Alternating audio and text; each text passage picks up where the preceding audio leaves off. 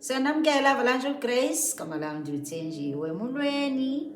Namhlanje sisathetha ngesasikhali sethu esinamandla, elakrele lethu elibukhali, elokudumisa uYesu, elokumphakamisa uYesu phezu kwezinto ezintle asenzele zona, ezosikhupha ezonweni. Nguye yedwa fanele simnike udumo.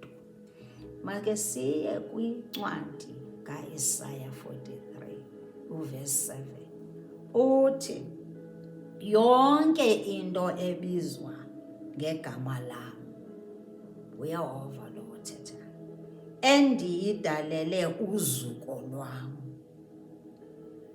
endiyibumbileyo, endiyenzileyo, mna nawe senzelwe ukunika uYehova uzuko, simdumise kuyo yonke indawo.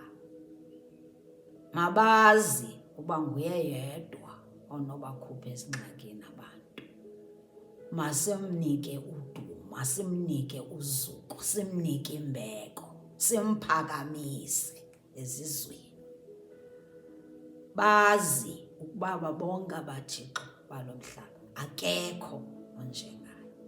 Sitsho esi sibhalo, uthi abantu bam endibabumbileyo, endibenzele ukuba bandinike uzuko, makungabikho umntu wababambayo. Nawe makungabikho into ekubambayo uba unike uYesu udumo, umnike uzuko, uba umbulele, no matter what, umbulele. Uthi uvuka nje ezingubeni, uthi you deserve the glory, Lord. Uthi I give you all the praise. Lord Jesus, you are worthy of my honor. I honor you, Jesus. I worship you for the splendor of your holiness. Kuye yedwa efuna simphakamise. Kwindumiso yamashumi alithoba anesihlanu, uDavid samdumisa namhlanje. Nathi ngalo lonke ixesha masivuke simdumise. Ibe yindlela esiphila ngayo.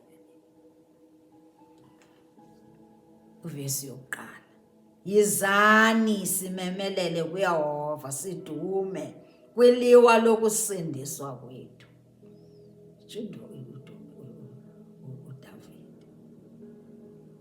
Verse 2. Masize phambi kobuso bakhe sinombulelo, masidume kuyo ngengoma, ngena ngengoma. Ufake phaa umculo, xa ungaculi ufake, udanise, dance your dance for the Lord. He is worthy of the praise. Verse 3. Ngokuba uThixo omkhulu nguYehova, ngukumkani omkhulu, ongaphezu koothixo bonke, ongaphezu kwabo bonke abathixo balo mhlaba uYesu. Nguye funeka simdumise, sithethe ngaye futhi abantu bamazi uba nguye yedwa ozabakhupha ezingxakini. Verse 4. Uzise esandleni sakhe iingontsi zehlabathi, neencopho zeentaba zezakhe, neencopho zeentaba zezakhe, iingontsi zehlabathi, zonke ii-secrets, into ezinkulu zaziwa nguye, iintaba zezakhe, neediphu, everything yakhe idalwe nguye oyaziyo, zezakhe. Masimdumisele zona, iintaba ezintle ezenza kube kuhle elizweni lakhe, masimdumisele zona. Utsho uDavid. Verse 5. Ulolwakhe ulwandle, nguyena olwenzileyo, nguye owalwenzayo, nomhlaba owomileyo zawubumba izandla zakhe. Verse 6. Yizani masiqubude, siguqe, sithobe phambi koYehova umenzi wethu. Verse 7.